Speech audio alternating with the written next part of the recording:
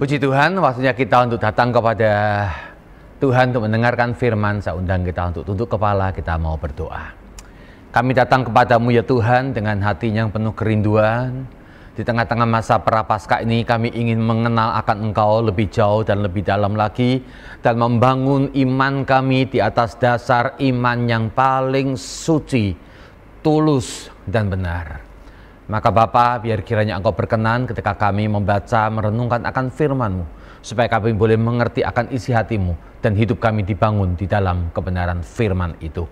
Di dalam nama Tuhan Yesus kami berdoa, amin.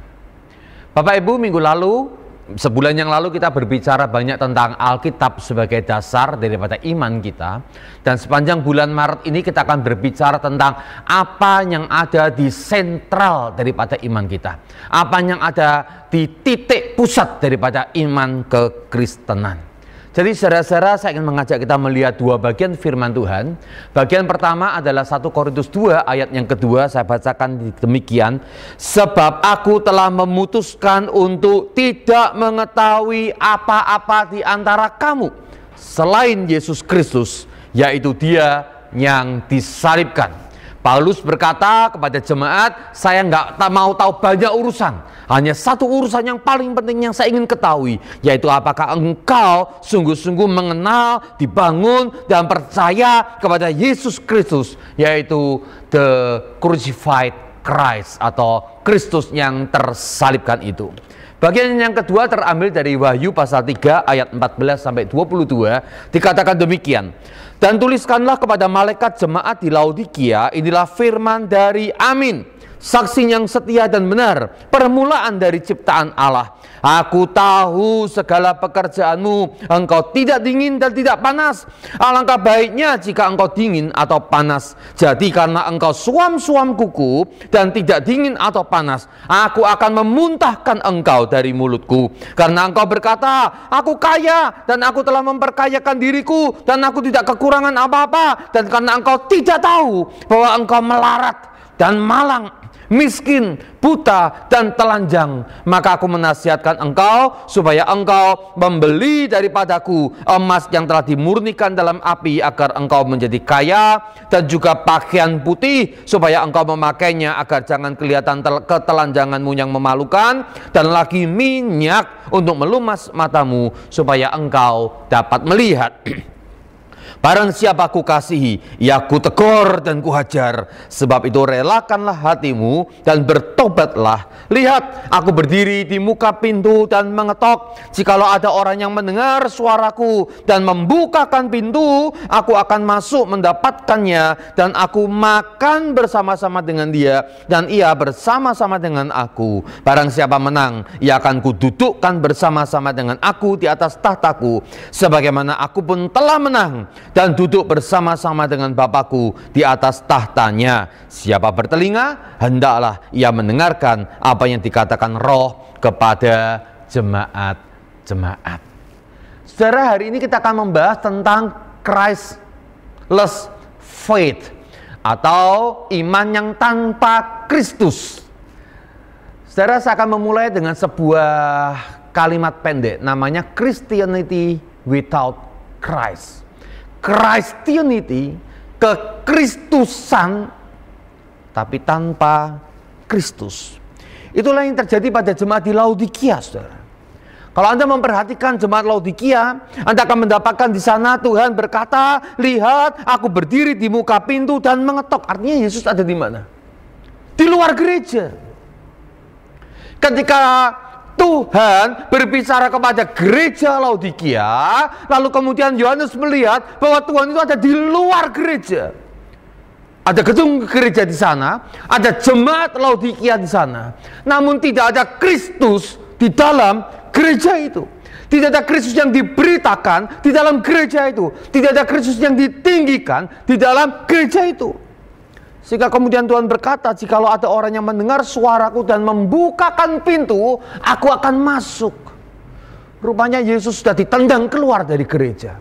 Aktivitas gerejawi ada banyak hal dikerjakan. Pelayanan tampaknya kelihatan maju. Orang-orangnya kelihatannya menyanyi, memuji Tuhan, berdoa. Firman Tuhan kelihatan disampaikan di atas mimbar. Namun yang menarik adalah Kristus di luar gereja. Kristus tidak ada di dalam kekristenan yang ada di Laodikia. Saudara, tentu kita berpikir ini sesuatu yang aneh. Memang dunia hari-hari ini banyak keanehan, saudara-saudara.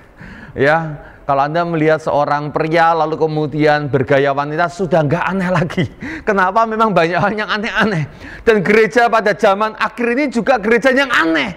Gereja Kristen tapi tanpa Kristus. Saya berikan sebuah gambar gereja dengan salib di atasnya yang sudah tumbang, saudara. Aneh. Namun benar. Itulah sebabnya mengapa di dalam pewahyuan kepada jemaat Laodikia dimulai dengan kata, inilah firman yang disampaikan oleh Amin. Berbicara tentang ya, pasti, tidak berubah, tidak dapat didiskusikan lagi, didebatkan lagi. Karena adalah sebuah kebenaran yang mutlak. Saksi yang setia dan benar. Berbicara tentang orang yang melihat, mengamati langsung dengan mata kepalanya sendiri. Sehingga apa yang dikatakan tidak bisa salah. Dan yang dikatakan adalah ayat 15, aku tahu segala pekerjaanmu, tidak dingin, tidak panas. Dan kemudian digambarkan Tuhan, ekspresi Tuhan bukan marah. Ekspresi Tuhan adalah muak. Gereja tanpa Kristus. Orang-orang Kristen dengan tertulis KTP-nya Kristen, namun tanpa Kristus. Kegiatan-kegiatan kerohanian namun tanpa Kristus. Kelihatannya punya iman namun ternyata imannya tanpa Kristus. Dan Tuhan mual sehingga dia mengatakan, aku akan memuntahkan engkau dari mulutku. Saudara-saudara, kalau hari ini Tuhan melihat akan keadaan kita, kerohanian kita, yang semua tetangga kita tahu bahwa kita adalah orang Kristen, yang mungkin saudara-saudara kita yang bukan Kristen juga melihat bahwa kita namanya adalah orang Kristen. Dan Tuhan melihat kita, keadaan kita saat ini, yang namanya Kristen itu. Apakah Tuhan suka atau Tuhan mual? Saudara-saudara, ini persoalannya. Dikatakan ayat 17, engkau berkata, aku kaya, aku telah memperkayakan diriku, aku tidak kekurangan apa-apa. Dalam satu kalimat pendek 17a ada 3 kata aku, aku, aku, aku. Gereja sudah menjual Kristus demi keakuan jemaatnya. Saudara-saudara, ada banyak jemaat, saudara-saudara. Oleh karena selalu meminta ini, meminta itu, dilayani ini dan dilayani itu, maka saudara-saudara tidak sadar tidak sadar beberapa gereja lalu kemudian mulai melayani keakuan daripada jemaatnya. Mereka mulai saudara-saudara menjawab kebutuhan jemaat, namun bukan Kristus yang ditawarkan sebagai kebutuhan, tapi sekedar membuat orang-orang Kristen itu menjadi nyaman dan menjadi senang dengan kekristenan. Gereja yang menjawab kebutuhan jemaat menjadi relevan, menceritakan banyak hal tentang konseling, psikologi, tentang edukasi dan banyak hikmat-hikmat untuk hidup di dunia dengan baik, mengajarkan tentang keuangan, membawa tentang kesehatan, semuanya ada di mimbar Kristen. Namun Kristus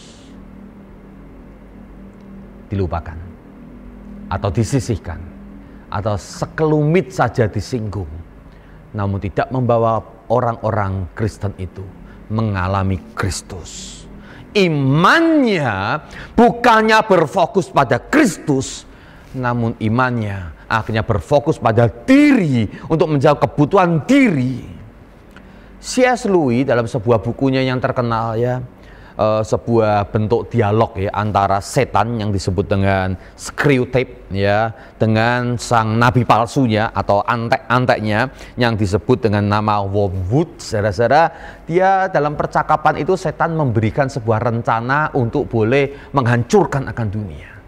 Caranya saudara-saudara katanya adalah kalau kamu ada di gereja, buatlah supaya gereja itu banyak membicarakan tentang segala macam isu. Berbicara tanggung jawab sosial, berbicara tentang hukum, bicara tentang politik, bicara tentang bahagia tanpa Kristus, bicara tentang beriman, percaya kamu akan dapatkan asal kamu menginginkan, asal kamu mempercayainya, pasti bisa. Kamu.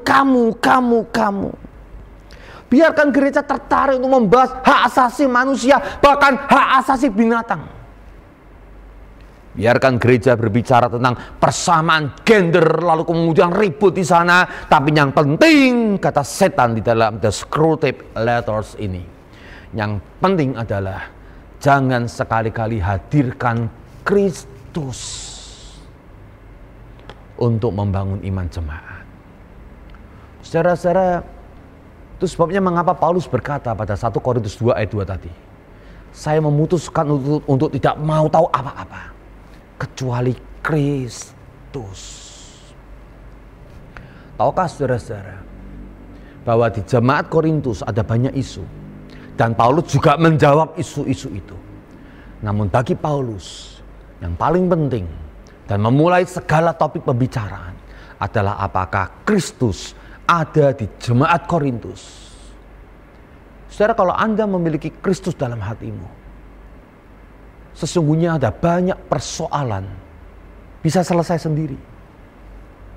Kalau Anda punya dosa, daripada menegur, membicarakan tentang dosa, bicara tentang Kristus. Dan ketika Anda berjumpa dengan Kristus, believe me, firman Tuhan mengatakan, maka ketika Kristus itu Kristus datang untuk mematahkan akan kuasa dosa, maka ketika membicarakan Kristus, ketika kita berdoa pada Kristus, kita memfokuskan iman kita kepada Kristus, dosa akan rontok, saudara. Anda punya persoalan dalam kehidupan? Ya, semua orang punya persoalan. Namun pembicaraan apapun juga, kalau sudah berbicara tanpa Kristus, bukankah itu cara iblis untuk menjauhkan kita dari Kristus? Dengar, iblis gak takut Anda kaya atau melarat. Iblis gak takut Anda sehat atau sakit. Iblis gak takut Anda sukses atau berhasil. Yang penting tanpa Kristus.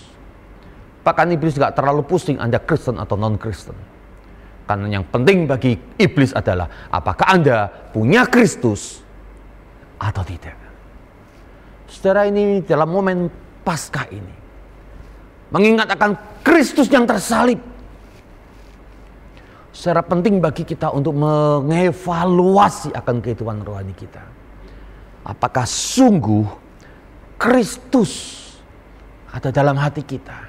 Apakah sungguh ketika kita berkata I believe, saya percaya kepada Kristus, atau saya percaya kepada aku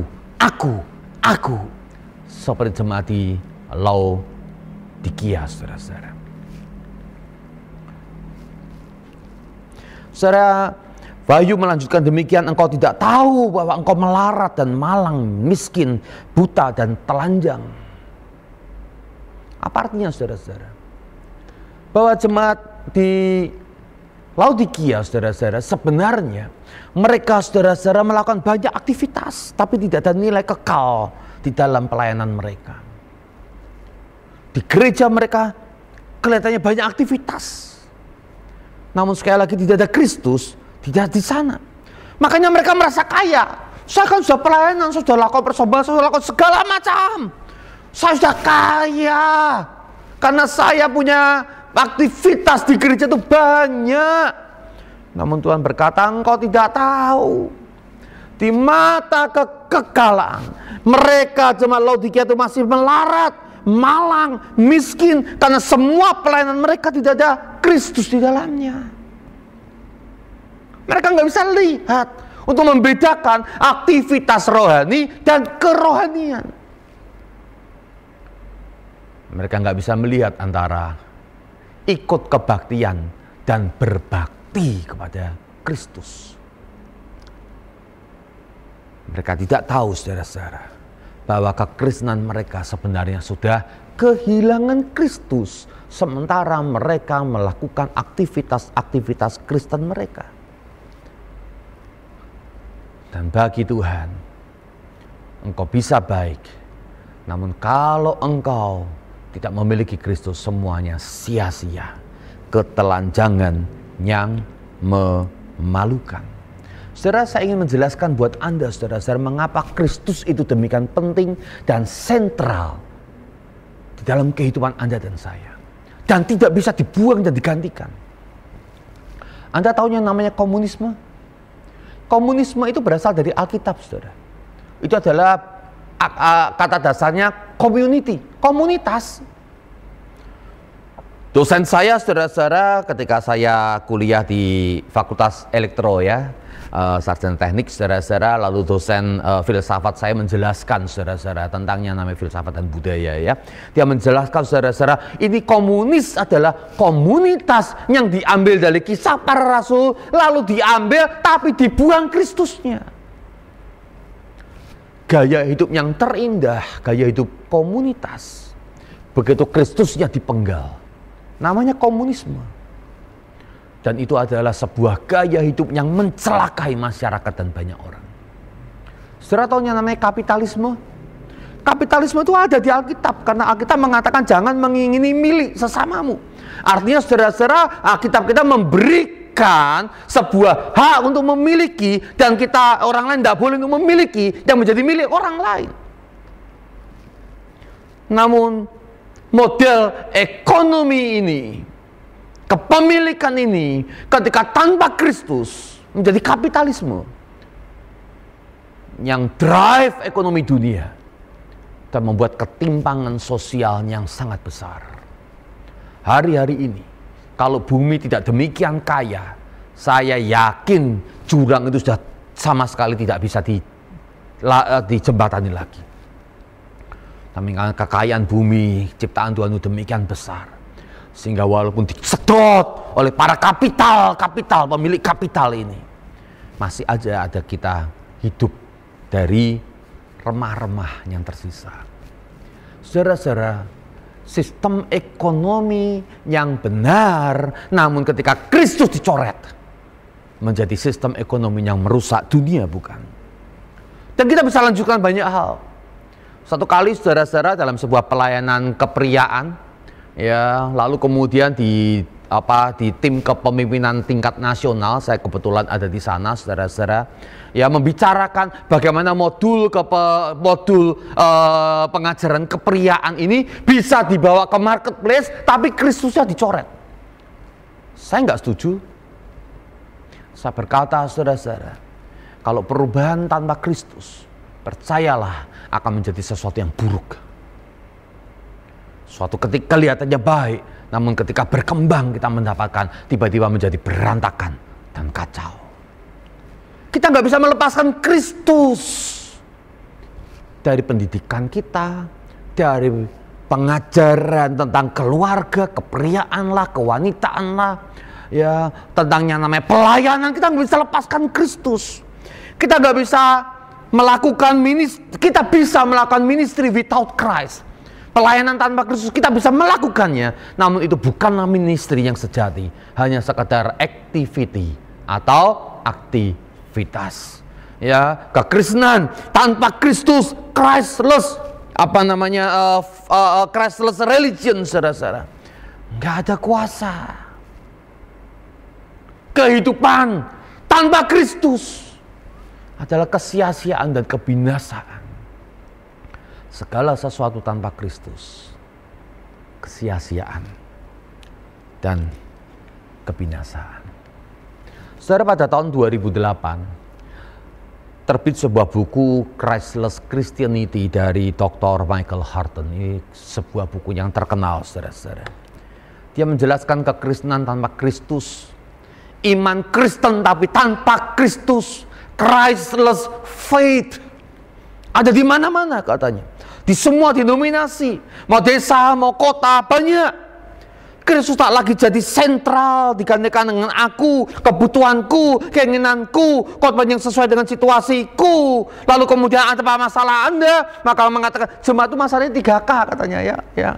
Yang namanya keuangan, yang namanya kesehatan, yang namanya keluarga. Lalu khotbahnya ngomongin keuangan terus tanpa dihubungkan dengan Kristus, ngomongin keluarga terus tanpa dihubungkan dengan Kristus, ngomongin kesehatan, jangan sakit, ya Tuhan menyembuhkan, tapi tanpa Kristus. Kristus, saudara-saudara, dipresentasikan sebagai penolong, penyedia 3K yang dibutuhkan jemaat. Ya, kesehatan, keuangan, keluarga. Kita ingin keluarga yang baik dan bahagia, kita ingin kesehatan yang selalu prima, kita ingin keuangan yang merdeka bahkan berkelebihan. Ngomongin itu terus, Kristusnya cuma ditembel aja, bukan menjadi sentral daripada iman Kristen. Karena kalau Kristus harus dinyatakan sebagai sentral, maka kita akan menyatakan, kata Dr. Horton, saudara-saudara, bahwa Kristus adalah juga hakim yang akan menelisik akan hati kita. Dia adalah raja. Apakah dia Tuhan atau dia, saudara-saudara, justru dijadikan hamba melayani kebutuhan dan keinginan kita. Dan juru selamat bahwa kita berdosa dan membutuhkan akan penebusannya. Horton mengatakan sekularisme adalah bidat kekristenan yang terbesar. Bidat kekristenan terbesar bukan yang kita kenal saat ini mungkin ya, Mormon lah, Saksi Yehova lah, ya Family of God lah, segala macam itu. Tapi yang terbesar, kata Dr. Michael Horton, adalah keduniawian. Namanya Kristen, namun ternyata duniawi.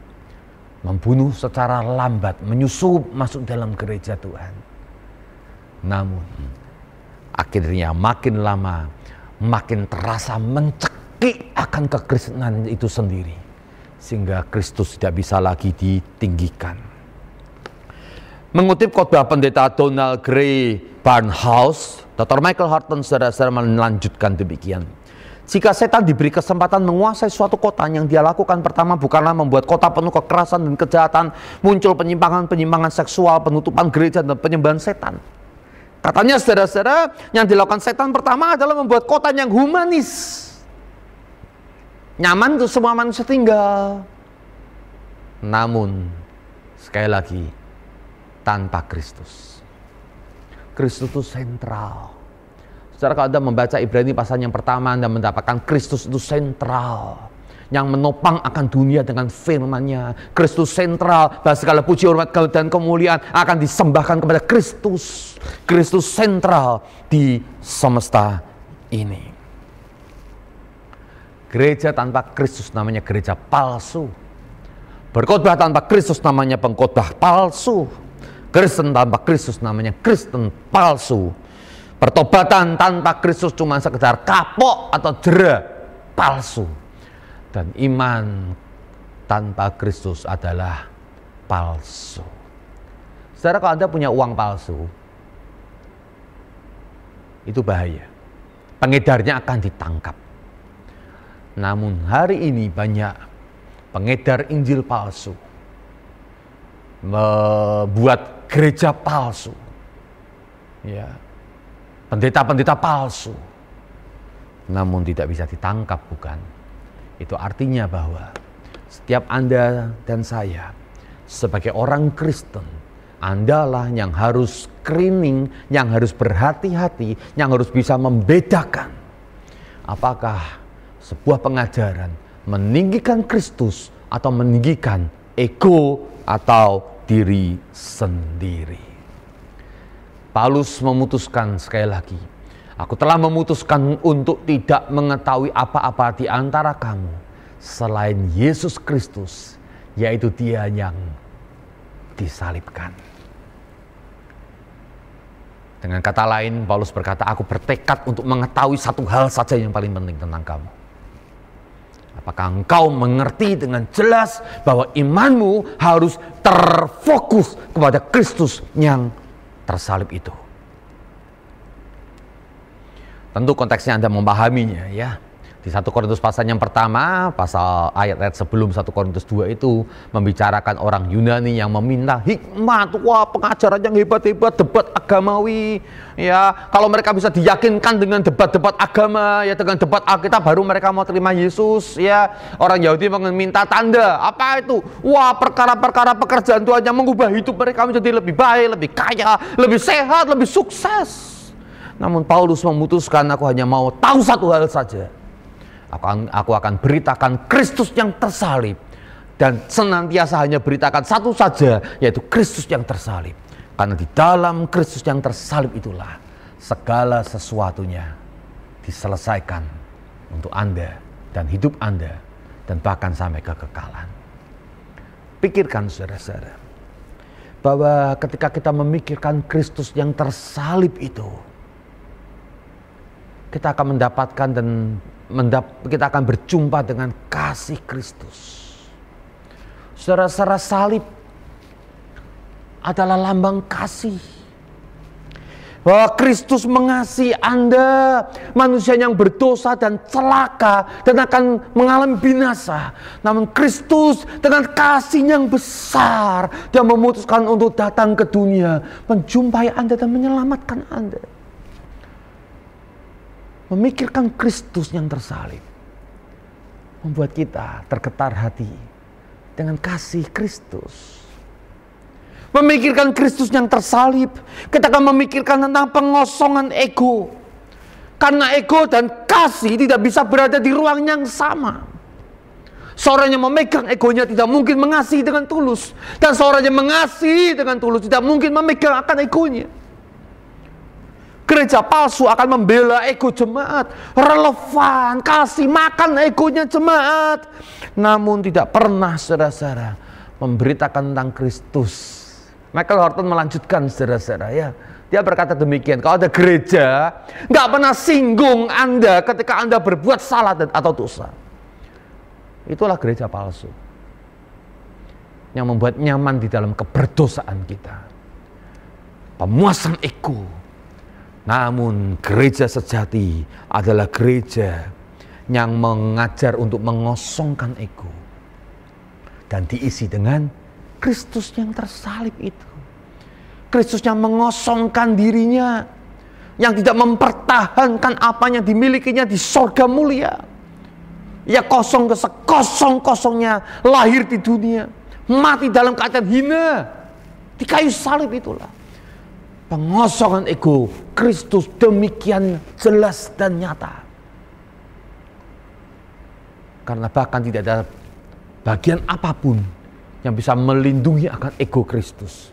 Di atas kayu salib itu semuanya dikosongkan supaya kasih Allah, supaya kemuliaan Allah, supaya persekutuan dengan Allah bisa mengalir dan diterima oleh Anda dan saya.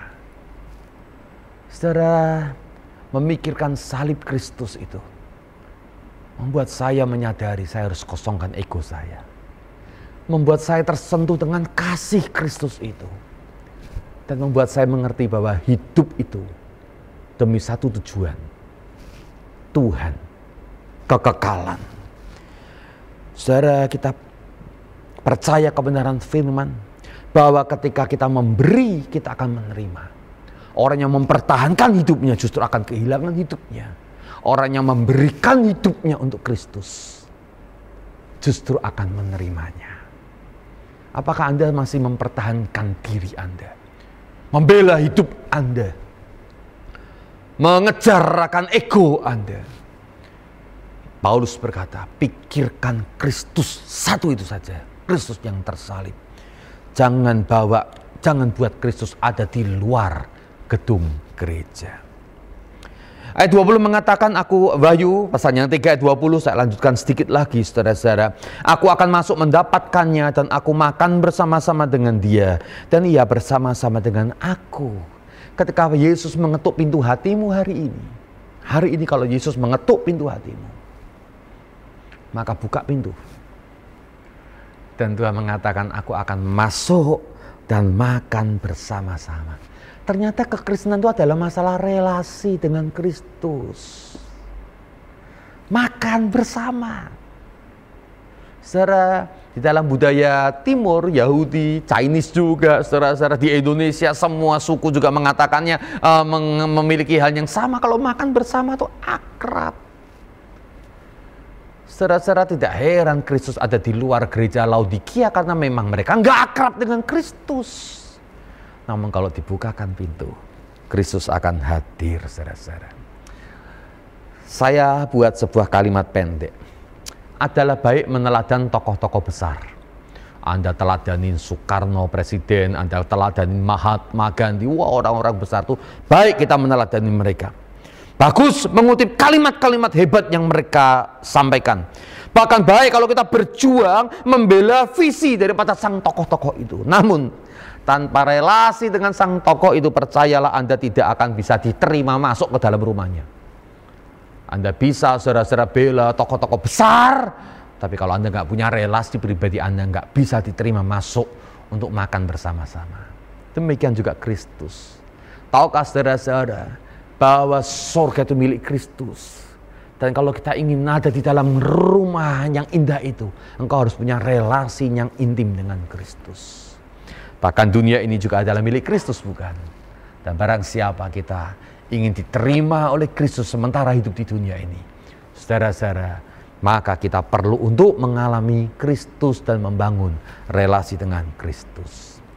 Saya ingin menutup saudara-saudara khotbah ini dengan mengingat seorang jemaat kita yang luar biasa. Saya yakin banyak di antara kita mengenal almarhumah Ibu Afun. Beliau, saudara-saudara, pada 18 April 2020 tahun lalu, di awal pandemi, saudara-saudara, beliau meninggal dunia, pulang ke rumah Bapak. Bukan karena COVID, tapi karena memang sudah sakit lama sekali. Saudara-saudara kami, ya waktu itu saya didampingi oleh Majelis Yusuf datang untuk melayani ibadah duka saudara-saudara sampai ke krematorium. Ya, kami melayani saudara-saudara ya memang dengan prosedur yang sangat ketat, tapi kami melakukan yang terbaik untuk keluarga ini saudara-saudara. Singkat cerita saudara-saudara, setelah kami layani, Anda pasti kenal ya almarhum Ibu Afun ya.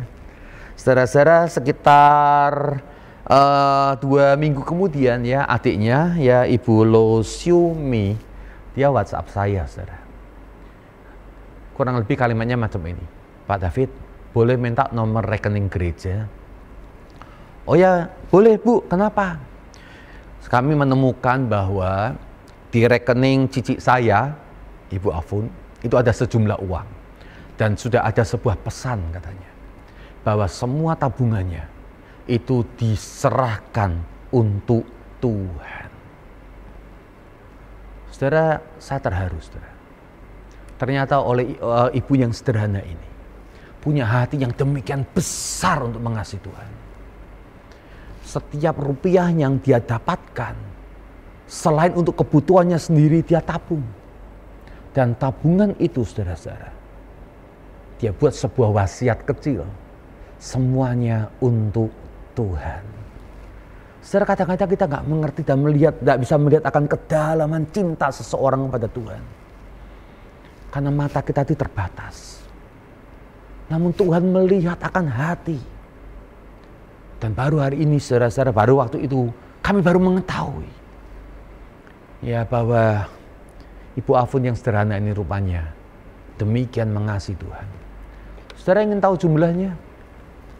Ya sengaja memang saya kasih black ya, XXX. Namun saudara-saudara, Anda melihat di sana ada sekitar 8 digit, bukan? Saya terharu dan saya baru menyadari seorang yang sederhana ini rupanya memiliki Kristus di pusat hidupnya. Makanya tidak heran setiap hari Minggu, sekali lagi, setiap hari Minggu, dengan kerinduan yang demikian besar, dia memanjat dari lantai bawah ke lantai tempat ibadah kini, saudara-saudara. Ya, merayap pegangan itu tiang tangga kita untuk bisa naik ke atas. Banyak jemaat kita sampai ikut membantu, bukan? Tidak heran. Mengapa? Karena memang hatinya sungguh-sungguh berfokus, berpaut pada Kristus. Imannya adalah iman yang memiliki Kristus di pusat hidupnya. Wow. Saya sudah izin dengan adik almarhumah untuk menceritakan kisah ini. untuk Anda dan saya belajar tentang Kristus. Jadi mari di masa-masa seperti ini kita mempertebal iman kita kepada Kristus. Kristus yang tersalib itu. Jangan di tengah-tengah situasi pandemi dengan banyak persoalan yang kita hadapi, malah kita hapus Kristus dan kita ganti dengan aku, persoalanku, kehidupanku. Karena hidup bukan tentang aku, hidup tentang Kristus. Pertebal iman kita pada Kristus. Mari kita tunduk kepala, kita berdoa. Tuhan, jangan sampai kami salah memilih fokus Tuhan. Di tengah-tengah situasi yang sangat berat, ajar kami bukannya semakin memperhatikan diri, namun kami semakin memperhatikan Engkau yang telah mengatur segala sesuatu dan yang telah mengatur akan hidup kami juga. Bahwa iman kami semata-mata untuk Engkau, untuk boleh mengalami kasih Kristus. Ajar kami Tuhan, untuk membangun hubungan yang intim dengan Engkau. Khususnya di masa prapaskah ini, kami semakin ingin mengenal Engkau ya Kristus itu. Ajarkan kami untuk semakin mengosongkan diri, supaya kami bisa mendapatkan Kristus mengisi akan hati kami. Jangan biarkan hati kami Christless, tanpa Kristus. Namun justru biarkan hati kami dipenuhi dengan kepenuhan Kristus. Dan tolong kami Tuhan, untuk mengarahkan hidup kami hanya kepadamu ya Yesus Kristus yang sudah mengasihi kami dan yang telah menjadi kekasih hati kami. Di dalam nama Tuhan Yesus Kristus kami bersyukur dan berdoa. Amin.